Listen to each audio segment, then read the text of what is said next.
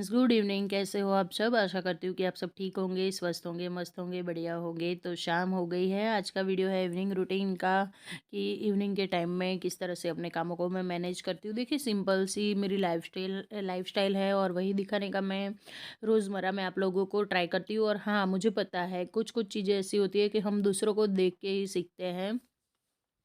एक time period होता है सबकी लाइफ में जब वो लोग कुछ नहीं कर पाते हैं, लेकिन हम एक दूसरों को देख देख के अपने आसपास में कहीं पे भी देख देख के ना चीज़ों को सीखते हैं, और उसी तरह से ना अपनी लाइफ को एक ढंग में ना हम लोग सेट करते हैं। तो यहाँ पे शाम हो गई है, शाम की चाय बन रही है। सबसे पहले शाम की शुरुआत ही चाय से होती है, और एकदम कड़क मसालेदार चाय बन रही है मेरे यहाँ। डेली जो ताज़ा मसाले होते हैं वही मैं कूट के ही डालती हूँ। और सॉरी, ये क्लिप ना थोड़ी आगे पीछे हो गई है, ये पहले की बाद में आ गई और बाद में पहले की आ गई है। थोड़ा सा एडजस्ट कर लेना, पता है मुझे आप लोग एडजस्ट कर लेते हो। और यहाँ पे ये देखिए बिल्कुल, कितने भी ना इनको ना आप मतलब खुद ही कितना भी आधुनिक हो जाए, लेकिन जो अपनी देसी स्टाइल है ना वो नहीं जाने वाली है। और चाय वाय पी के मैं फिर कुछ एक घर के एक आध दो काम किए थे, और उसके बाद ना हस्बैंड चले गए थे बच्चों को छोड़ने के लिए, तो वो छोड़ के सीधा आ गए हैं वॉकिंग की जो हमारी प्लेस है वहाँ पे। डेली तो नहीं हो पा रहा है आजकल, बहुत सारी गैप होती जा रही है दिन ब दिन, क्योंकि कुछ ना कुछ आ जाता है जिससे हमें कहीं पे जाना पड़ता है और चल नहीं पाते हैं। तो बस यही जगह है हमारी, और बहुत प्यारी सी जगह है। पीछे सूर्यास्त होने वाला है अब। और कहते हैं ना कि जब एंड समय होता है तो चीज़ बहुत ज़्यादा चमकती है। वैसे सूर्य का अंत नहीं है, लेकिन दिन का अंत होने वाला है, इसलिए कुछ ज़्यादा ही रोशनी है इस हेलो टाइम पे। Friends, welcome back to the another vlog. तो गुड इवनिंग। सबसे पहले तो इवनिंग हो गई है और शाम के कामों की मैंने शुरुआत कर दी है, बहुत बड़ी बड़ी तगड़ी वाली। और आज ना शाम के टाइम पे मतलब मोस्टली जो कुछ एक्स्ट्रा के काम होते हैं ना, जो मतलब कि ऐसा लगता है कि ये काम ना हम लोग सुबह सुबह भागते दौड़ते नहीं कर सकते हैं, वो वाले काम मैं शाम को लेती हूँ हमेशा। तो शाम का मेरा रूटीन में बस यही रहता है कि जो फालतू के एक्स्ट्रा के काम है, फालतू के नहीं, ज़रूरी और एक्स्ट्रा के काम है जो सुबह, देखिए सुबह सुबह इतना ज़्यादा काम होता है ना, हमारे पास बिल्कुल भी टाइम नहीं होता है। और सबका टाइम देखना होता है कि सबको टाइम से सब कुछ रेडी करके देना होता है, इसलिए हमारे पास टाइम नहीं होता है। तो अभी ना मैं नाश्ता बनाऊँगी बच्चों के लिए।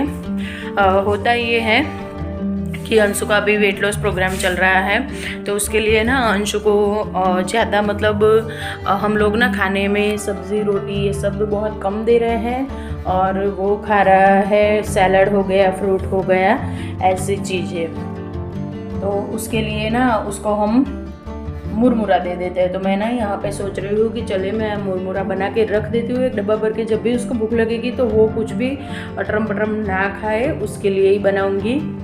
तो चलिए मेरे साथ बना देते हैं एक प्यारा सा स्नैक। तो फ्रेंड्स, यहाँ पे ना मुझे आप लोगों से एक और बात करनी थी। देखिए, मैं अपना पिछले 1.5 साल से स्ट्रगल कर रही हूँ यूट्यूब पे। तो बस यही बोलना था कि देखिए, जैसे जिस तरह से ना एक टीचर को बच्चों को पढ़ाने के लिए ना सबसे पहले खुद पढ़ के जाना पड़ता है, बिल्कुल उसी तरह से हमें भी, हम जो यूट्यूबर होते हैं हमें भी बहुत सारा मोटिवेशन चाहिए होता है। हम लोग भी, ऐसा नहीं है कि हम दूसरों के ब्लॉग नहीं देखते हैं, हम भी दूसरों के ब्लॉग देखते हैं और सब कुछ सीख सीख के आप लोगों तक पहुंचाते हैं। ऐसा नहीं होता कि कोई सिखा सिखाया होता है।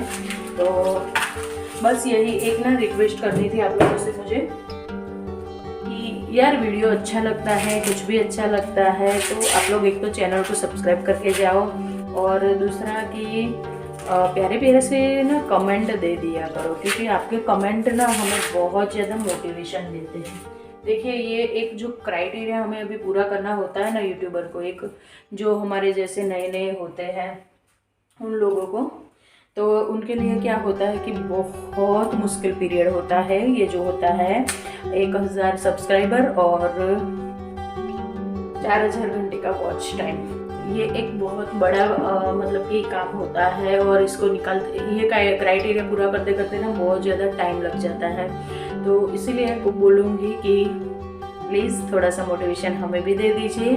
और हाँ, अभी मैंने आप लोगों से बोला कि मैं नाश्ता बनाऊंगी, लेकिन नाश्ता बनाने से पहले ना मेरे पास 1 किलो जितने स्वीट कॉर्न पड़े हुए थे, तो सबसे पहले ना मैं इनको फ्रोज़न करके रख दूंगी। फ्रोज़न करने से क्या होता है कि ये रेगुलर में यूज़ हो गए, कोई साल भर के लिए नहीं हो गए। आप चाहो तो साल भर के लिए भी बिल्कुल इसी तरह से कर सकते हो, लेकिन ये रेडी होगा ना तो निकल के सीधा हम इसको यूज़ कर सकते हैं।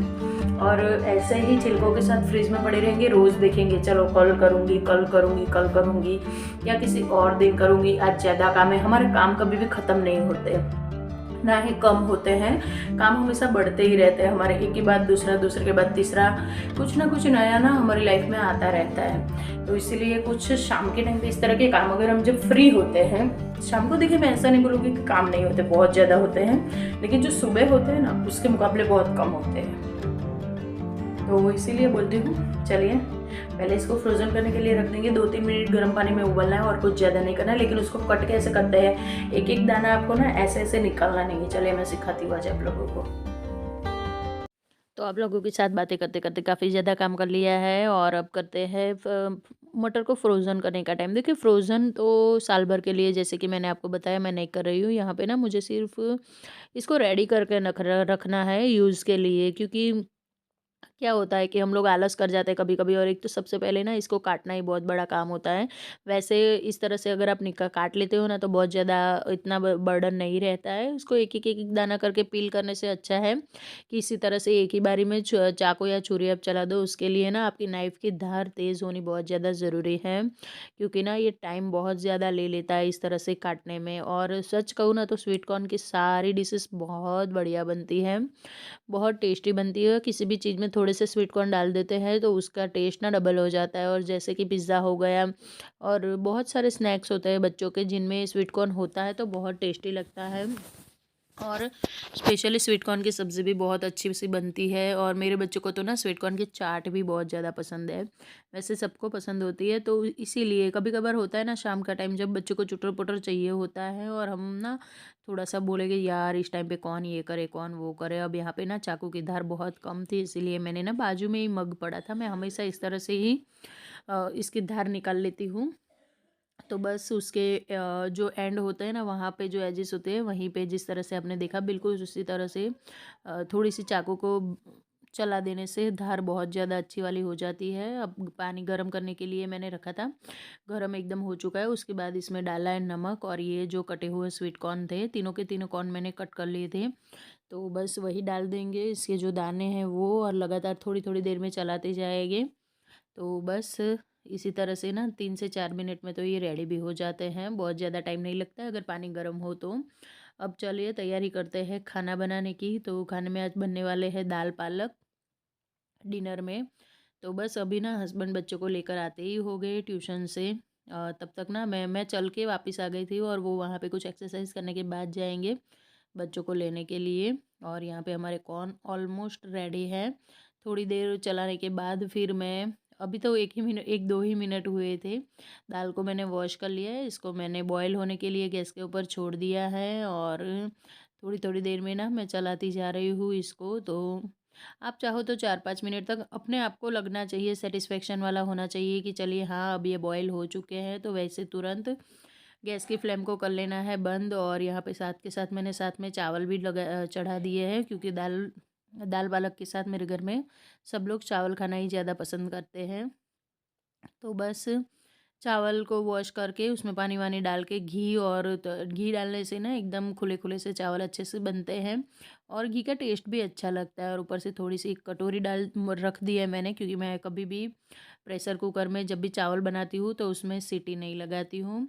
अब ये स्वीट कॉर्न को ना तुरंत हाथ के हाथ ना ठंडे पानी से वॉश कर लेना है हमें, बिल्कुल भी इसमें गर्म पानी नहीं रहने देना है, नहीं तो ये ओवर कुक हो जाएंगे और जल्दी से ख़राब भी हो जाएंगे। इतने में ना मेरे पास प्याज बिल्कुल नहीं था, फ्रिज खोल के देखती हूँ तो मैं प्याज ही नहीं था मेरे पास। तो हस्बैंड को बोला चलिए मेरे साथ, अभी ना प्याज लेने जाना पड़ेगा। पता ही नहीं था मुझे, आलू प्याज सब कुछ ख़त्म हो गया था। हरी सब्ज़ी बहुत सारी रखी हुई है, लेकिन जो ये आलू प्याज थे वो ख़त्म हो गए थे।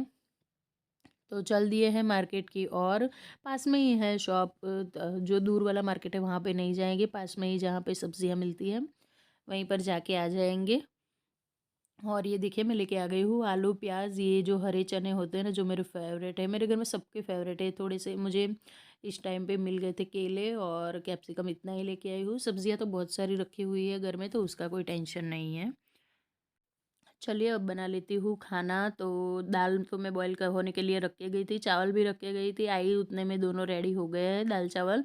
चावल का गैस कर दिया है बंद और दाल को प्रेशर का कुकर का जो ढक्कन है वो खोल के रख दिया है। थोड़ा रूम टेम्परेचर पर थोड़ा ही आ जाएगा, ज़्यादा नहीं, रूम टेम्परेचर की भी ज़रूरत नहीं है।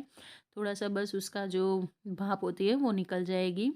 और यहाँ पे मैंने 2 बड़े साइज़ के प्याज लिए हैं, उसको एकदम बारीक रफली नहीं बारीक चॉप कर लेंगे। थोड़े-थोड़े से ना मुझे मतलब मैं खो जाती हूँ अपने व्लॉग में, तो इतने में ना बोलने में थोड़ी-सी प्रॉब्लम हो जाती है, थोड़ा-सा एडजस्ट कर लेना। और हाँ, किसी भी तरह से व्लॉग अच्छा लगता है तो रिक्वेस्ट करूँगी कि चैनल को सब्सक्राइब करके जाए, वीडियोज़ को लाइक एंड शेयर करना बिल्कुल ना भूलें।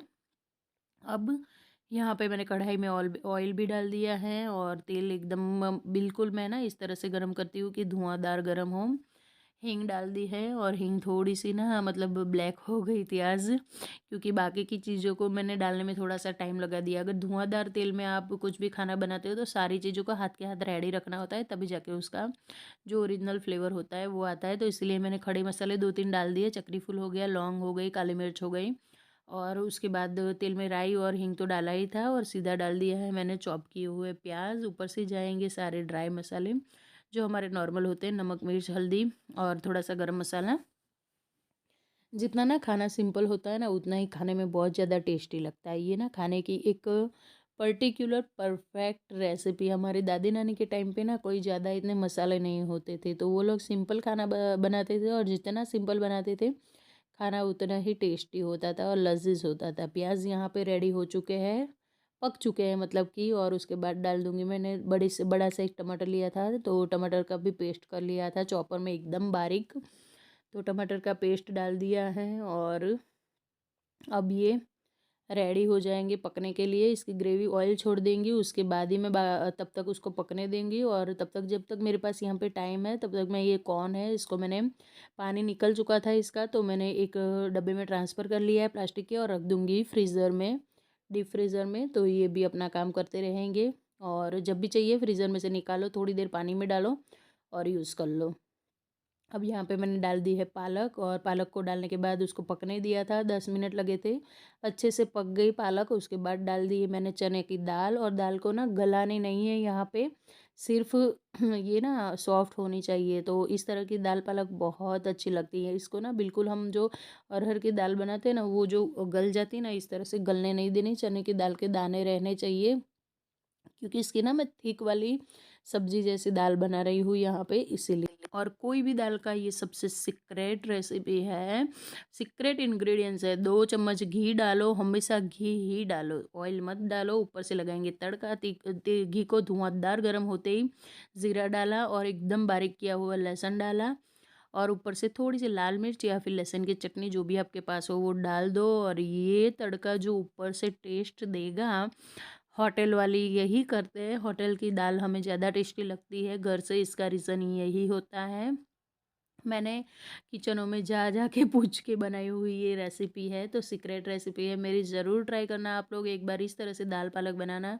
मैं गारंटी देती हूँ आपके बच्चे भी नहीं खाते होंगे तो भी वो लोग उंगलियां चाट चाट के खा जाएंगे। बस रेडी है खाना, अब मैं सबको दे दूँगी खाना यहाँ पे। और सच्ची में आज सब लोग, बच्चे भी बहुत खुश हो गए थे। मतलब ज़्यादातर ना दाल और पालक का कॉम्बिनेशन बच्चों को पसंद नहीं आता है, लेकिन मैंने बोला पहले चख के देखो फिर बोलना कि आप लोगों को पसंद आया कि नहीं। तो सबको बहुत ज़्यादा पसंद आया था। और चलिए सबको खाना वाना खिला दिया है, खुद भी खा लिया है। तो भाई खाना खाने के बाद थोड़ी सी एक्सरसाइज तो बनती है, ऐसे ही सो जाना नहीं चाहिए, ना ही कुछ और करना है। तो एक्सरसाइज में क्या और क्या, कुछ एक्सरसाइज हमारी होम मेकर की होती है। सबसे इम्पोर्टेंट एक्सरसाइज होती है हमारी बर्तन वाली। तो सबसे पहले यहाँ पे मैं बर्तनों को वॉश कर लिया है, बस अब धो के उनको ना मैं रख रही हूँ बास्केट में। तो ये ना सबसे बड़ा वाला सा मुझे एक्सरसाइज अच्छी वाली सी लगती है। खाना खाने के बाद तुरंत ही ना बर्तन वॉश कर लेते हैं ना, तो आलस भी नहीं आता है, खाना हमारा डाइजेस्ट होने में भी कोई प्रॉब्लम नहीं होती है। और सीधा मतलब हम बैठ जाते हैं तो हमारा जो लोअर फैट होता है वो भी बहुत ज़्यादा बढ़ जाता है, वो भी नहीं होगा। तो सीधा बैठना नहीं है, खाना खा के सीधा मैं घुस चुकी हूँ किचन में, और किचन में घुसने के बाद हो जाएगी अब ये बर्तन वॉश। और बर्तन वॉश करने के बाद फिर हमेशा की तरह मैं सिंक वॉश करूँगी। और जो पुराने व्यूअर हैं उन्हें तो पता ही होगा, घर में जितनी भी बार बर्तन वॉश होते हैं उतनी बार मेरा सिंक और ये जो अंदर मैंने एक जाली बिठा के रखी हुई है वो हमेशा वॉश होता ही होता है। और ऊपर से मेरा ना वाइट किचन है, वाइट सिंक है, तो इसका मेंटेनेंस अलग से करने से तो बहुत अच्छा यही होगा कि दिन में जितनी भी बार बर्तन को वॉश करो उतनी ही बार क्लीन कर दो, और ये सबसे बड़ी प्रॉब्लम हो जाएगी आपकी सॉल्व, कि आपको अलग से किसी भी तरह का मेंटेनेंस का कोई खर्चा नहीं पड़ेगा, ना ही किसी तरह की ज़रूरत पड़ेगी। तो हो चुका है मेरा सिंक भी क्लीन। इसमें डाल दिया था मैंने थोड़ा सा गर्म पानी, जो क्लिप मिस हो गई है, क्योंकि रोज़ रात को मैं गर्म पानी डाल देती हूँ सिंक के अंदर, ताकि कोई भी इंसेक्ट हो या भी जो भी खाना वाना चिपका हुआ हो वो सारा निकल जाए। और ये डेली का मेरा नाइट का रूटीन रहता है कि रोज़ रात को मैं जो विनेगर वाला स्प्रे होता है उससे ही क्लीनिंग करती हूँ किचन काउंटर टॉप की। वैसे गैस की तो फिर भी मुझे लगा था, मैंने सोचा इससे कर दूँ, लेकिन आज होने वाला नहीं था, तो उसके बाद ना मुझे साबुन लगाना पड़ा था, क्योंकि मेरा ना थोड़ा खुद का ही वो प्रॉब्लम है कि जब तक मुझे एकदम नीट एंड क्लीन किचन नहीं मिलता नाइट में, मुझे सेटिस्फेक्शन नहीं मिलता है। और मेरा एक ही फंडा है कि जब तक खुद की नज़रों को पसंद ना आए, खुद की आत्मा को संतुष्टि मिले, ऐसा काम ना हो, तब तक मैं उस काम को छोड़ती नहीं हूँ। चाहे वो फिर कोई भी काम हो, घर का काम हो, बाहर का काम हो, या फिर कोई भी चीज़ हो, जब तक मुझे खुद को सेटिस्फेक्शन 110% नहीं मिलता, मैं उस चीज़ को छोड़ती नहीं हूँ। बस करती ही जाती हूँ तब तक जब तक शांति ना मिले। तो एक ये चीज़ होनी बहुत ज़्यादा ज़रूरी है लाइफ में। और अगर आप ये विनेगर वाला जो डीआईवाई सॉल्यूशन बनाते हो और उससे किचन का काउंटर टॉप क्लीन करते हो, तो आपका काउंटर टॉप हमेशा क्लीन रहेगा, कभी भी कोई कीड़ा नहीं आएगा। मिलती हूँ आप लोगों को एक ऐसे इंटरेस्टिंग वीडियो के साथ, तब तक के लिए राधे राधे।